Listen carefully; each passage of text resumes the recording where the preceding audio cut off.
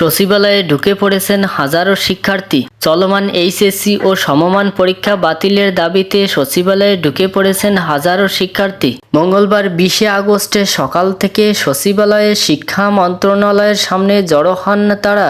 দাবি আদায়ে দুপুরের দিকে তারা সচিবালয়ে ঢুকে পড়েন। পরে শিক্ষার্থীদের পক্ষ থেকে 10 সদস্যের একটি প্রতিনিধি দল শিক্ষা উপদেষ্টা বরাবর একটি স্মারকলিপি প্রদান এবং আলোচনার জন্য শিক্ষা মন্ত্রণালয়ে প্রবেশ করেন।